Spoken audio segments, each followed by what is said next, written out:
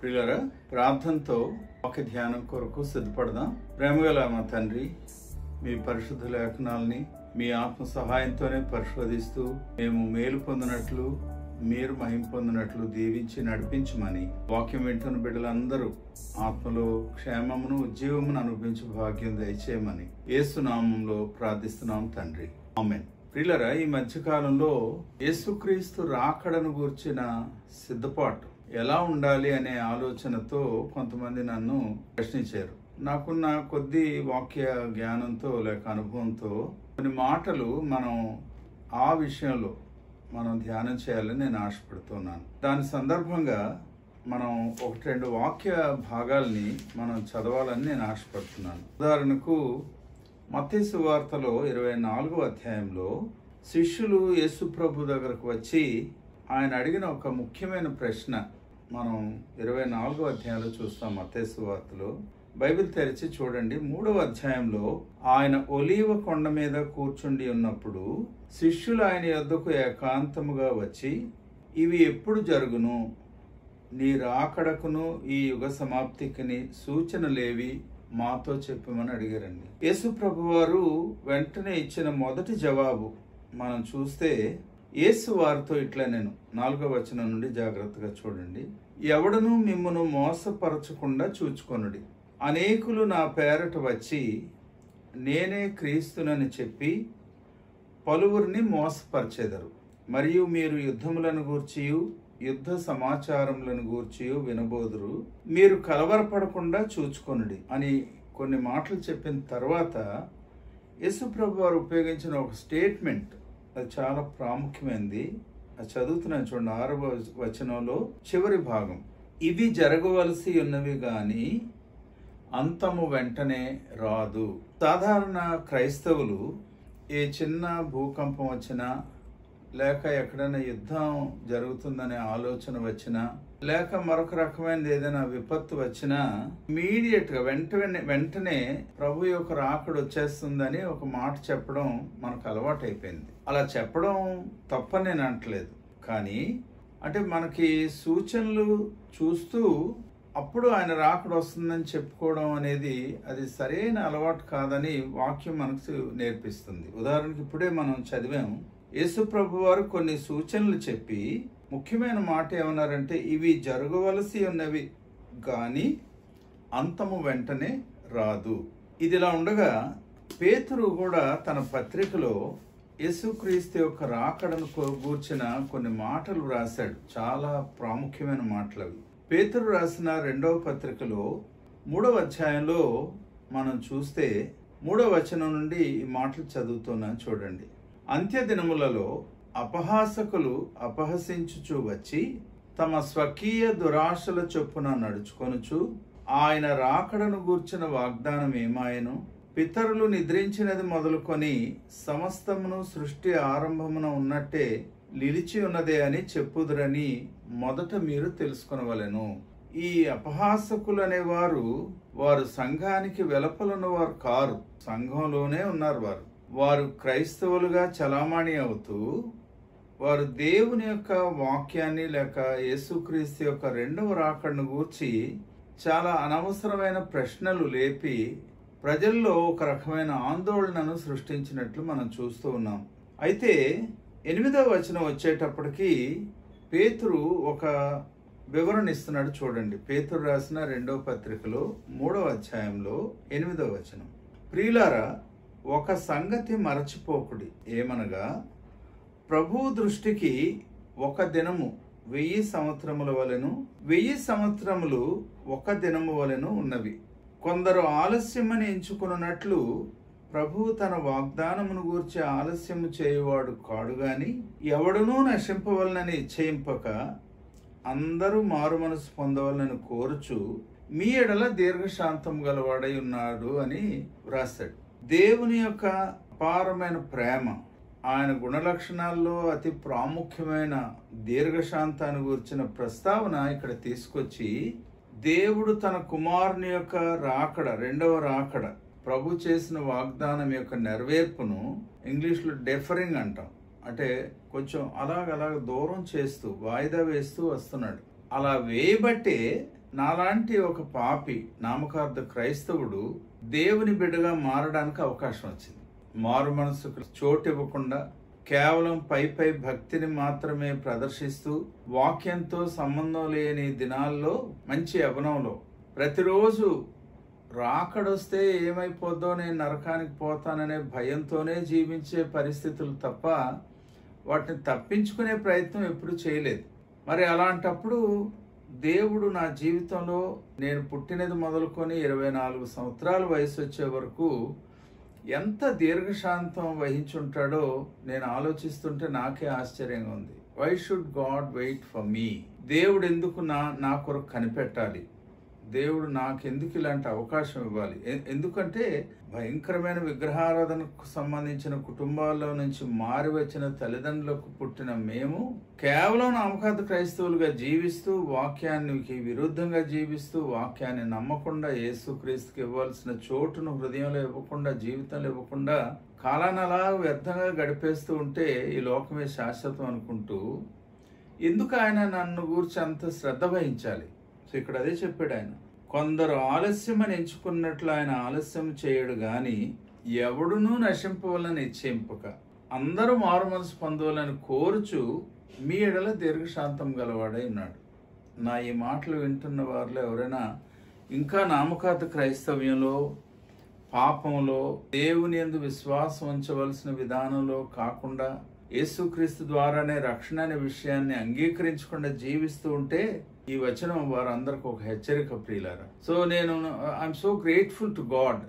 నా విషయంలో దేవుడు అంత శ్రద్ధ వహించాడు అనే విషయం నేను జ్ఞాపకం చేసుకున్నప్పుడంతా నా హృదయంలో నుంచి గొప్ప కృతజ్ఞత పొర్లి వస్తుంది. ఇక్కడ మరొక చిన్న విషయాన్ని కూడా మీకు నేను జ్ఞాపకం చేస్తాను. సాధారణంగా జరిగే కొన్ని పనులు ఇవి. 1-2 విషయాలు ఆయన రాకడ గురించి ఎలాంటి తప్పుడు అభిప్రాయాలు ప్రజలు కలిగి ఉంటారో వాటిని గురించి నేను ఒక మాట మీకు చెప్పాలి. పేతురు ఏమన్నాడంటే 3వ అధ్యాయంలో 2వ పత్రికలో 8వ వచనంలో ప్రభువు దృష్టికి ఒక దినము 1000 సంవత్సరముల వలెను 1000 సంవత్సరములు ఒక దినము వలెను ఉన్నవి అన్నాడు. సో ఈ వచనాలను పట్టుకొని కొంతమంది మంచి భక్తిపరులే కానీ వారు ఎలాంటి నిర్ణయం వచ్చారంటే దేవుడు 6 దినములలో సృష్టిని ఆయన సృష్టించాడు, 7వ దినాన విశ్రాంతి తీసుకున్నాడు కదా. సో ఇప్పుడు ఒక్కొక్క దినం 1000 సంవత్సరాలుగా మనం ఒకవేళ ఎంచితే మనకు ఉన్న చరిత్రాత్మక ఆధారాల ప్రకారం బైబిలులో సృష్టి ఆరంభం క్రీస్తు పూర్వం 4000 సంవత్సరాల్లో జరిగినట్టు మనం చెప్పుకుంటాం. ఆదాము హవ్వలు సృష్టించబడింది ఆ ప్రాంతంలోనే. సో 4000 సంవత్సరాలు క్రీస్తు పూర్వం జరిగిపోయి అంటే 4 దినాలు. క్రీస్తు శకంలో 2000 సంవత్సరం వచ్చే వరకు ఒక 2 దినాలు 2000 సంవత్సరాలు 2 దినాల క్రింద లెక్క కట్టి 2000 సంవత్సరం ప్రారంభం నుంచి ఇంకా అదొక రకమైన వేదాంతంలోకి వెళ్ళిపోయారు క్రైస్తవులు. అనవసరమైన మాటలు మాట్లాడుతూ ప్రసంగాలు చేస్తూ లేక సిద్ధాంతాలని తయారు చేస్తూ 2000 సంవత్సరం 12వ నెల 31వ తారీఖుతో ఇంకా క్లోజ్ ఈ సృష్టి అంతా కూడా అనే ఆలోచనలకు వెళ్ళిపోయారు. కానీ ఇప్పుడు ఏం జరిగింది అంటే 4000 + 2000 6000 సంవత్సరాలను 6 దినాలుగా చూస్తే 2001 నుంచి ప్రారంభమయ్యే దినం 7వ దినంగా అది విశ్రాంతి దినంగా సృష్టి అంతటిని ఆయన ముగించేస్తున్నాడు లేక ప్రపంచాన్ని ఆయన లయపరుస్తున్నాడనే ఆలోచనలో చాలా బలహీనమైన ఒక తలంపు. కొంతమంది పెళ్లిళ్ళు చేసేసుకున్నారు డిసెంబర్ 31 లోపల పెళ్లి అయిపోవాలని. ఎంత తొందరగా పెళ్లి చేసుకున్నారో అంత తొందరగా విడాకులు కూడా తీసుకున్నారు. చాలా విచారకరమైన విషయాలు. సో అంచేత యేసుక్రీస్తు యొక్క రాకడ, 2వ రాకడ, ప్రపంచం యొక్క ముగింపు, దాని గురించి ఎవ్వరం కూడా మనం లెక్కలు వేయడానికి అవకాశం లేదు. ఈ మత్తయి సువార్తలో మరొక విషయాన్ని కూడా మీకు నేను జ్ఞాపకం చేస్తాను, దయచేసి చూడండి. బైబిల్ తెరవండి. మత్తయి సువార్తలో 24వ అధ్యాయాన్ని మరలా మీరు తెరిస్తే అక్కడ ప్రభు చెప్పిన మరొక మాట కూడా మనం జ్ఞాపకం చేసుకుందాం. 35 ఆకాశమును భూమియు గతించును గాని నా మాటలు ఏమాత్రమును గతింపవు. అయితే ఆ దినమును గూర్చియు ఆ గడియను గూర్చియు తండ్రి మాత్రమే ఎరుగును గాని ఏ మనుష్యుడైనను పరలోకమందలి దూతలైనను కుమారుడైనను ఎరుగరు అన్నాడు. చాలా క్లియర్ గా ప్రభు మాట్లాడుతున్నారు. ఆయన మానవ రూపంలో ఈ లోకానికి వచ్చి ఒకవైపు సంపూర్ణ దైవత్వం గలవాడే, మరొక వైపు సంపూర్ణ మానవత్వం కలిగిన వాడే, పాపం లేనివాడుగా జీవిస్తూ ఆయన శరీరధారిగా, అంటే మానవత్వంలో మానవ జ్ఞానంలో ఆయన ఏమంటాడంటే కుమారునికి కూడా ఆయన రాకడ తెలియదని ఎప్పుడు వస్తుందా అని. మరి ప్రభు అంత తేటగా చెప్తే మనం ఎలా లెక్కలేస్తాం? ఇందా నేను చెప్పిన ఒక లెక్క, మరొక లెక్క మీకు జ్ఞాపకం చేస్తాను చూడండి. 24వ అధ్యాయంలో మత్తయి సువార్త 32వ వచనంలో ప్రభు ఏమన్నారంటే ఈ రాకడకు సంబంధించిన వివరాలు మాట్లాడుతూ మధ్యలో ఓ మాట అన్నారు. అంజూరపు చెట్టును చూచి ఒక ఉపమానము నేర్చుకునుడి అన్నారు. అంజూరపు కొమ్మ లేతదై చిగురించినప్పుడు వసంతకాలం ఇంకా సమీపముగా ఉన్నదని మీకు తెలియను అని చెప్పారు. సో యేసు ప్రభు వారు అంజూరపు వృక్షానికి వచ్చి ఒక చిన్న ఉదాహరణ చెప్పారు. ఇక్కడ దీన్ని పట్టుకొని కొంతమంది బైబిల్ పండితులు ఏం చేశారంటే ప్రాచీన కాలంలో ఇశ్రాయేలును దేవుడు అంజూరపు చెట్టుతో పోల్చాడు గనక అంజూరపు చెట్టు చిగురించడం అంటే ఇశ్రాయేలీలు మరలా ఒక సొంత దేశాన్ని సంస్థాపన చేసుకునే దినం అది చిగురించడం అంటే అది ఎప్పుడు జరిగింది? 1900 క్రీస్తు శకం 1948వ సంవత్సరంలో మే నెల 14న యునైటెడ్ నేషన్స్ ఐక్యరాజ్య సమితి దేశాలన్నీ కూడా ఇస్రాయేలును ఒక దేశంగా గుర్తించాయి. It was established as a country, as a nation. So దాన్ని ఆధారం చేసుకుని అంజూరపు చెట్టు చిగురించింది గనక ఇక ఏ క్షణంలోనైనా 1948వ సంవత్సరంలో ప్రభు రావచ్చనే ఆలోచనలోకి వెళ్ళిపోయారు. నేను పుట్టింది కూడా ఆ సంవత్సరంలోనే, జూన్ నెల 10వ తారీఖున. సో ఒకవేళ నిజంగా ప్రభు వచ్చి ఉంటే 6 నెలల 20 రోజులు బ్రతికేవాడిని అంతే. ఆ 48తో ఎండింగ్ అనమాట. ఇంకా కానీ ఒక విషయాన్ని మనం మర్చిపోకూడదు. వాక్యాన్ని వాక్యంతోనే మనం పరిశీలించాల్సిన బాధ్యత క్రైస్తవులకు ఉంది. అందుచేత ఇదే మాటలు, ఇదే సందర్భాన్ని యేసు ప్రభు వారు చెప్పిన విధానాన్ని లూకా అనే దైవజనుడు వైద్యుడు ఎలా రాశాడో ఒకసారి చూద్దాం. లూకా సువార్త 21వ అధ్యాయం తెరవండి. అక్కడ 29వ వచనంలో ఇదే సందర్భం ఆయన ఏం మాట్లాడుతున్నాడో మనం చూద్దాం. మరియు ఆయన వారితో ఈ ఉపమానం చెప్పాను. అంజూరపు వృక్షమును సమస్త వృక్షములను చూడుడి.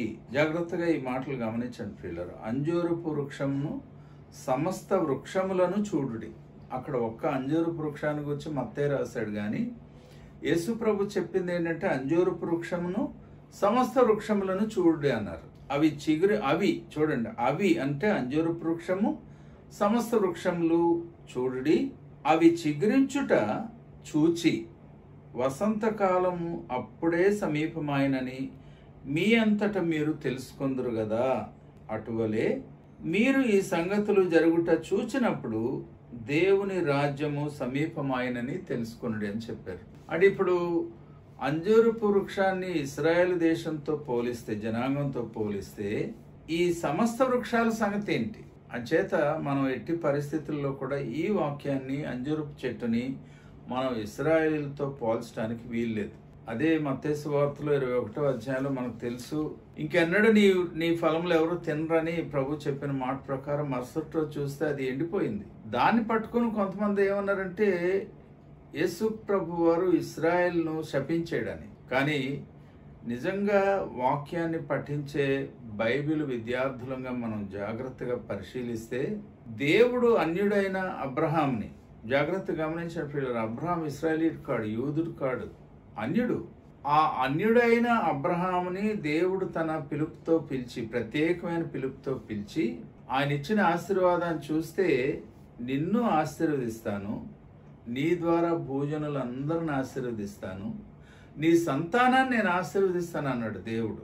ఒకసారి ఆశీర్వదిస్తానని చెప్పిన దేవుడు మరలా ఎలా శపిస్తాడు? సంచేత ఈ వచనాలని మనం ధ్యానం చేస్తూ లేక వాటి మీద దృష్టి నిలిపి ఆయన రాకడ సందర్భంగా ప్రభు చెప్పిన కొన్ని ఉపమానాలు లేక సాదృశ్యాలని మనం మనకు అనుకూలంగా, లేకపోతే మనకి ఆలోచన ఏదో వచ్చింది కనుక దాన్ని మన ప్రకారం అన్వయింపు చేయడానికి ప్రయత్నం చేయకూడదు. అది గమనించండి. ఈ 2 సందర్భాలు మాత్రమే కాదు, కానీ చాలా వచనాలు దానియేలు గ్రంథంలో చెప్పండి, వేరే చోట చెప్పండి, వచనాలను తీసుకుని చాలా మంది డేట్లు ఇచ్చారు. ఒక మన దేశంలోనే నాగర్కోయిల్లో ఒక మంచి దైవజనుడు ఉండేవాడు. ఆయన సుమారు 100 సంవత్సరాలు జీవించారు. ఆయన చాలా మంచి భక్తుడు. ఆయన పిల్లలు కూడా మంచి సేవకులు అయ్యారు. కానీ అంత మంచి భక్తుడు కూడా ఆయన కూడా డేట్ ఇచ్చాడంట. ప్రభు రాకడ ఏదో ఫలానా సంవత్సరంలో వచ్చేస్తుందని ఏవేవో లెక్కలేసి. కానీ ప్రభు ఇందా చెప్పిన మాట మనం చూస్తే యుద్ధాలు కానీ మరొకటి కానీ జరుగుతూ ఉంటే ఇవన్నీ జరగవలసి ఉన్నవి, కానీ అంతము వెంటనే రాదు.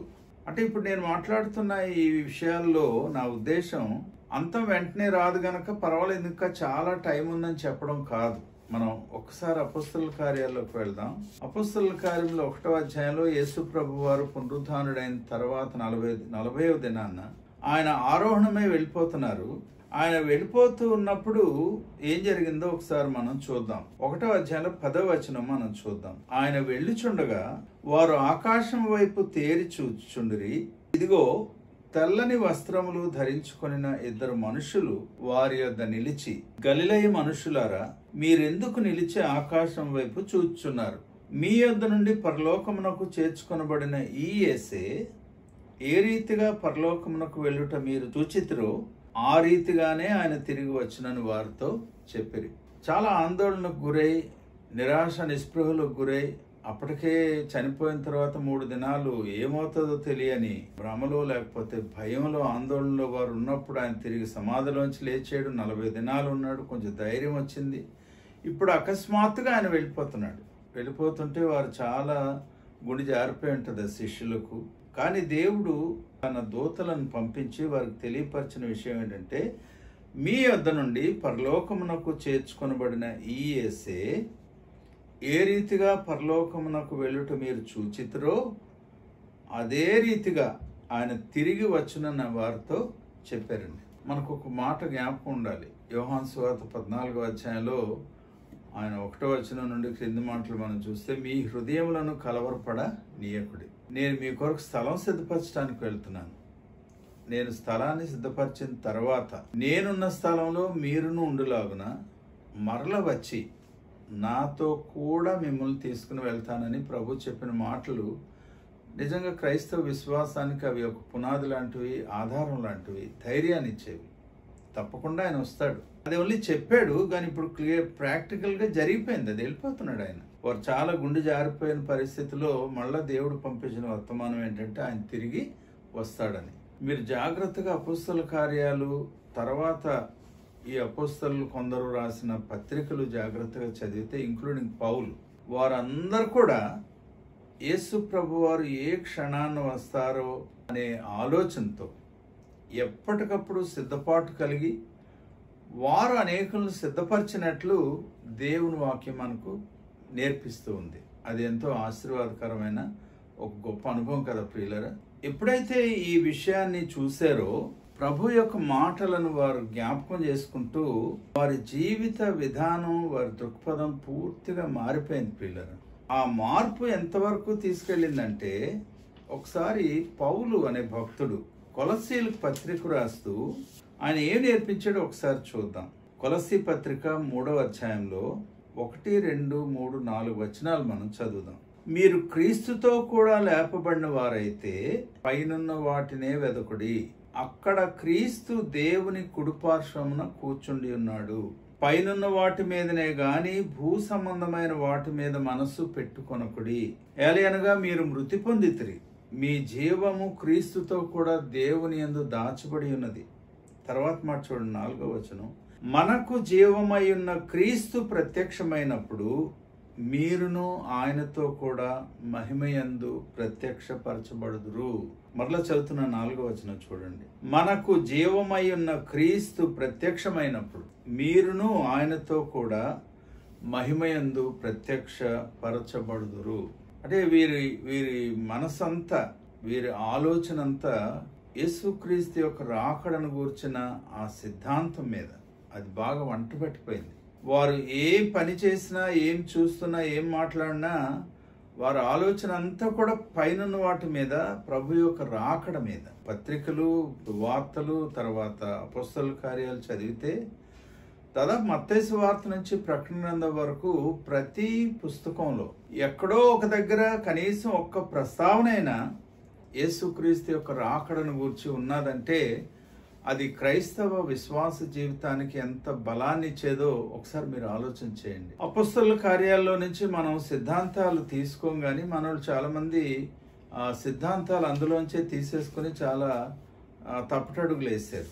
ఇంగ్లీష్లో ఒక మాట చెప్తారు, acts the book of acts informs us about the transition from the old testament to the new testament అని. పాత నిబంధనకు క్రొత్త నిబంధనకు మధ్యలో ఒక బ్రిడ్జ్ లాంటిది అపొస్తలుల కార్యాలు.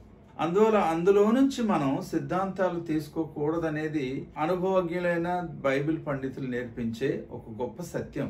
కానీ ఇప్పటికీ కొంతమంది అవే ఉపయోగిస్తూ రకరకాల ఆలోచనలు నేర్పిస్తున్నారు సంఘానికి. ఆ దినాల్లో వారు ఆస్తులు, తమ స్థిరాస్తులు అమ్మేసి వారు చూడండి, అక్కడ 2వ అధ్యాయంలో 45వ వచనం మీరు చూస్తే అపొస్తలుల కార్యాల్లో, ఇదియుగాక వారు తమ స్థిరాస్తులను అమ్మి అందరికీ వారి వారి అక్కర కొలదు పంచిపెట్టిరి.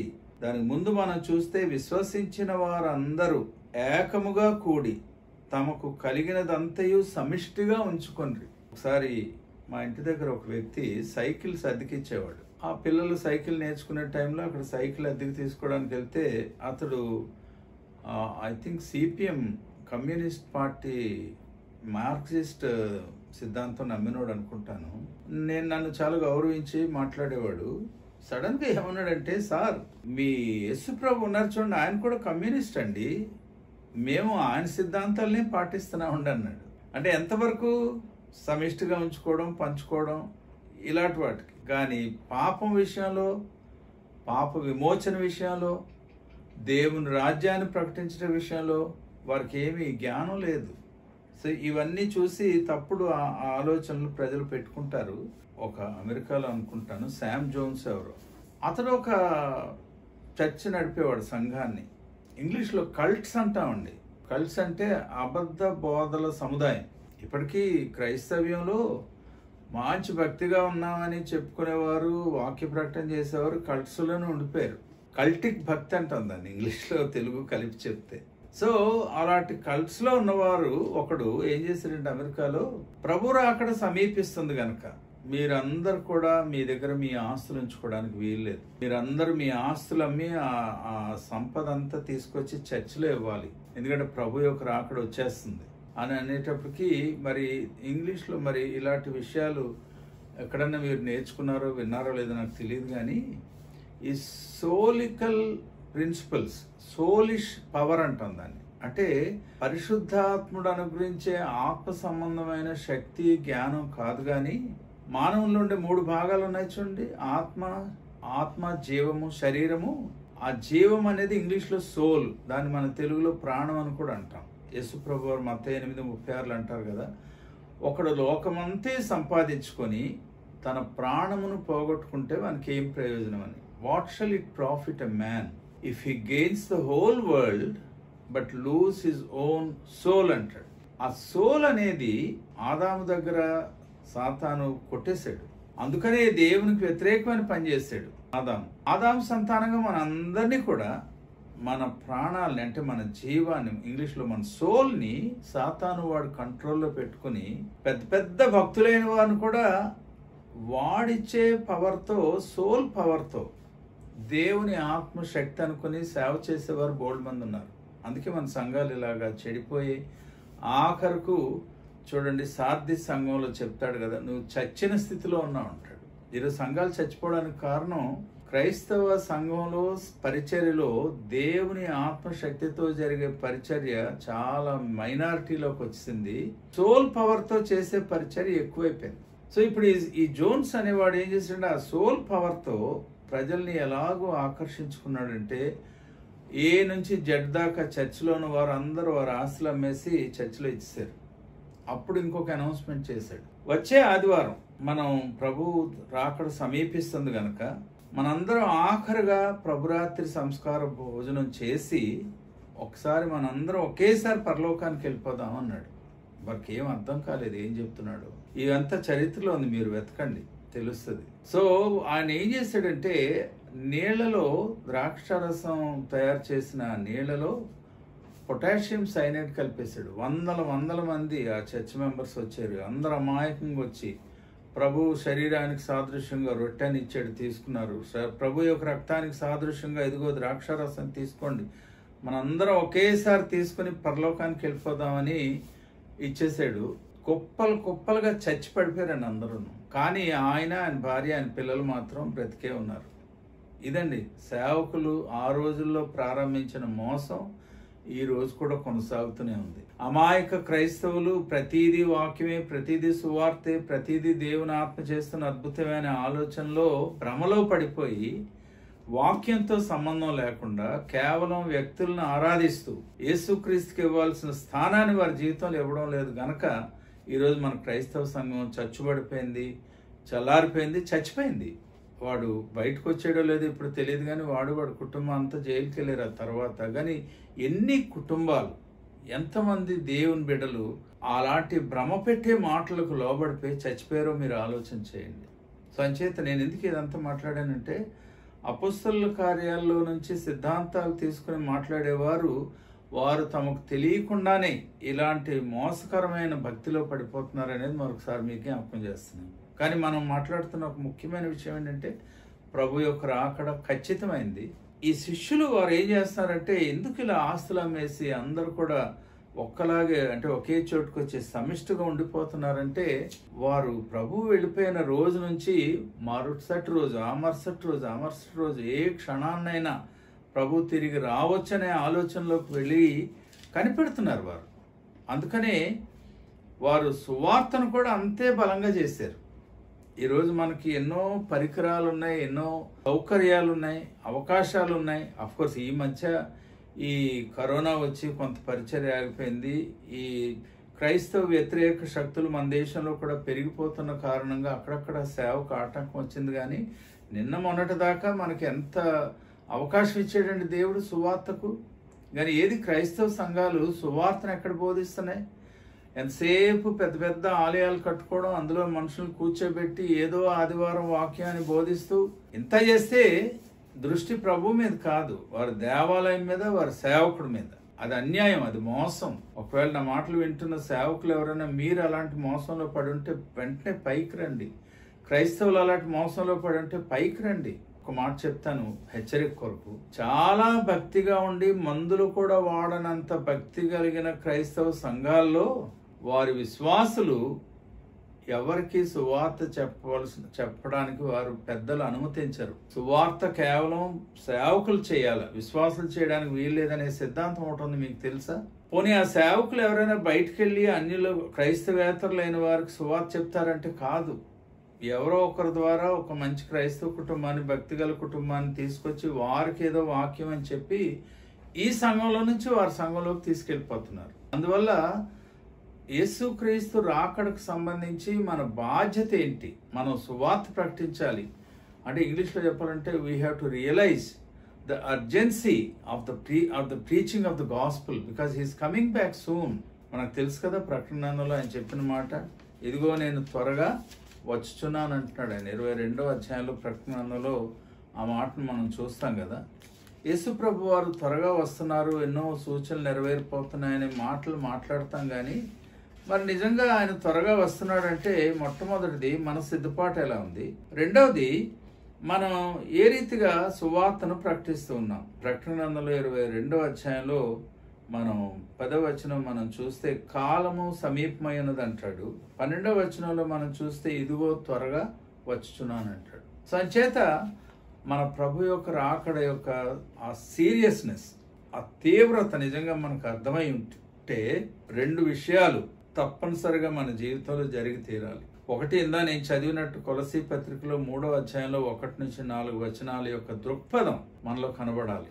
నా కుటుంబానికి, నేను నాకున్న ఎక్స్టెండెడ్ ఫ్యామిలీస్కి, నేనున్న సమాజానికి, నేను నా కుటుంబం రేపు ప్రభు ఒకవేళ వస్తున్నాడేమో, ఈ రాత్రికి వస్తున్నాడేమో ఏమో అనే ఆ ఆలోచన కలిగించే జీవిత విధానాన్ని కలిగి ఉంటున్నాము. ఈ భూమి శాశ్వతం అనే ఆలోచనలో సాతాను అదే చెప్పాడు కదా, నాకు ఒకసారి మొక్కు, మొత్తం ఇదంతా విశ్వమంతా నీ చేతిలో పెట్టేస్తాను అన్నాడు. అది శాశ్వతం అనుకుని. కానీ వాక్యమైన దేవుడు కుమారునిగా వచ్చేయడానికి ఒక విషయం తెలుసు, ఈ విశ్వం ఇది శాశ్వతం కాదు. దేవుడు క్రొత్త ఆకాశాన్ని, క్రొత్త భూమిని సృష్టించిపోతున్నాడు. అందుచేత దాని మీద కాదు నా మనసు ఉండవలసింది, నేను నా తండ్రి చిత్తం నెరవేర్చడానికి వచ్చాను అని ఆయన చివరకు ఆఖరకు సిలువలో మరణిస్తూ 6వ మాట చెప్పాడు, తండ్రి నీ చిత్తంని నేను సమాప్తం చేస్తున్నాను, ఇదిగో నా ఆత్మ నీ చేతికి అప్పగిస్తున్నాను అన్నాడు. ఈరోజు క్రైస్తవులు అటువంటి భక్తి జీవితాన్ని కలిగి ఉండకుండా ఎన్ని రకాల ప్రయత్నాలు చేసినా సరే అది పై భక్తిగానే ఉంటుంది తప్ప ఇంకేముంటుందండి. ఆ మధ్య ఎప్పుడో ఒక దైవజనుడు పుస్తకంలో రాస్తూ అడిగాడు, మీ సంఘంలో యేసుక్రీస్తు రాకడకు సంబంధించిన వర్తమానం విని ఎన్నాళ్ళయింది? నేను ఊరి పేరు చెప్పను, సంఘం పేరు చెప్పను, కానీ ఒక చర్చిలో మాట్లాడడానికి నన్ను పిలిస్తే నేను నా ప్రసంగం దీంతోనే మొదలుపెట్టాను. మీ చర్చిలో యేసుక్రీస్తు రాకడకు సంబంధించిన వాక్యాలు, ప్రసంగాలు విని ఎన్నాళ్ళయింది అంటే చాలా దీనంగా ఆ సంఘ కాపరి ఒప్పుకున్న విషయం ఏంటంటే లాస్ట్ 2 yearsలో ఎప్పుడు మేము సంఘంలో ఆ విషయం మాట్లాడలేదన్నారు. ఇదే అండి క్రైస్తవులు చేస్తున్న పని. సో అంచేత మన మీద ఉండే అర్జెన్సీని ఒకసారి మనం గుర్తించాలని మీకు మనవి చేస్తున్నాను. పేతురు రాసిన హెచ్చరికలు 1-2 చదివి, ఇది మొదటి భాగం నేను మాట్లాడుతున్నది. దేవుని చిత్తమైతే వచ్చే వారం 2వ భాగం దీన్ని కొనసాగిస్తూ మాట్లాడదాం. కొందరు ఆలస్యం చేస్తున్నట్లు అనుకున్నట్లు ప్రభు వాగ్దానముల గురించి ఆలస్యం చేసేవాడు కాడని చెప్పి ఒక మాట చెప్పాడు 10వ వచనం. ప్రభు దినము దొంగ వచ్చినట్లు వచ్చునన్నాడు. మత్తయి సువార్త 24వ అధ్యాయంలో యేసు ప్రభు ప్రక్కనే కూర్చొని ప్రభు మాట్లాడుతుంటే విన్నాడు ఈ మాట, అందుకే అది రాశాడు మళ్ళీ ఇక్కడ అని చెప్పి ఒక ముఖ్యమైన ప్రకటన ఒకటి చేశాడండి. ఒకసారి చూద్దాం. 12వ వచనంలో 2వ భాగం మీరు చూస్తే, దేవుని దినపు రాకడ కొరకు కనిపెట్టుచు దానిని ఆశతో అపేక్షించుచు మీరు పరిశుద్ధమైన ప్రవర్తనతోను భక్తితోను ఎంతో జాగ్రత్తగా ఉండవలను అన్నాడండి. జాగ్రత్త గలవారై ఉండవలనని. ఈ మాటలతో మనం ఈరోజు ముగిద్దాం ప్రియులు. నిజంగా ప్రభు యొక్క రాకడ ఖచ్చితమని నేను నమ్మితే, నా కొరకు ప్రభు వస్తున్నాడు, లేక ఆయన స్వాస్థ్యంగా నన్ను చేర్చుకోవడానికి ఆయన తిరిగి వస్తున్నాడు అనే విషయాన్ని మనం గుర్తించుంటే మనం ఏం చేయాలంటే మొట్టమొదట దాన్ని ఆశతో అపేక్షించాలి. అపేక్షించడం అనే మాటకు కింద అర్థం ఏమి ఇచ్చాడో ఒకసారి చూడండి. చాలా ఇట్స్ ఎ స్ట్రేంజ్ మీనింగ్ అండి, చాలా వింతైన భావం. ఇది ఎప్పుడైనా మీరు గమనించారో లేదు. దానిని ఆశతో త్వరపెట్టుచు అన్నాడు. మనం ఆయన రాకుండా త్వరపెట్టడం ఏంటండి? పేతురు అంటాడు, ఆయన రాకడను మీరు ఆశతో త్వరపెట్టండి అంటున్నాడు. అది అర్థం చేసుకోవడానికి ప్రయత్నం చేయండి.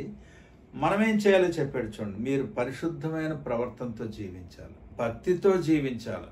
ఈ 2 విషయాల్లో ఎంతో జాగ్రత్త గలవారై ఉండాలి. యేసుక్రీస్తు సిలువలో మన కొరకు చేసిన గొప్ప త్యాగం, బలియాగం, ఆయన కార్చిన రక్తం యొక్క విలువ ఎంత మాత్రము వ్యర్థంగా పోకుండా ఉండే విధానంలో మనం జీవిస్తూ ఆయన రాకడ కొరకు సిద్ధపడదాం, ఆయన మహింపరుద్దాం, మెలకువగా ఉందాం. తర్వాత మిగిలిన విషయాలు మాట్లాడతాం వచ్చే వారంలో. ప్రార్థన చేసుకుందాం. ప్రేమగల మా తండ్రి, మీ వాక్య భావాలను బట్టి మీకు స్తోత్రాలు. మీ లేఖనాలను మీరు మాకు నేర్పిస్తున్నందుకు వందనాలు. నమ్మకాది భక్తిలో కాకుండా, అలవాటైపోయిన భక్తి కాకుండా ప్రభు దినదినము ఆత్మలో నూతన పరచబడిన వారమై ఆశతో మీరు ఆకడను త్వరపెట్టే అనుభవం మాకు దయచేయండి. ఎన్నో విషయాల్లో మేము దిద్దుకోవాలి అని అబద్ధ బోధల వైపు వెళ్ళడానికి వీల్లేదు. ఏది పరిశుద్ధాత్మ ద్వారా జరుగుతుందో, ఏది సాతాను యొక్క ఆత్మతో లేక దయ్యపు ఆత్మతో బోధింపబడుతుందో ఆ తేడా తెలుసుకునే మెలకువ జ్ఞానం కూడా మాకు దయచేయండి. మీరు మహిమ పొందుతూ మమ్మల్ని దీవించమని యేసు నామంలో స్తుతించి ప్రార్థిస్తున్నాం తండ్రి. ఆమేన్. మన పరమ తండ్రి అయిన దేవుని ప్రేమ, ప్రభు అయిన యేసు క్రీస్తు యొక్క కృప, పరిశుద్ధాత్మ దేవుని దీవెన సదాకాలము మనకు తోడైండి నడిపించును గాక. ఆమేన్.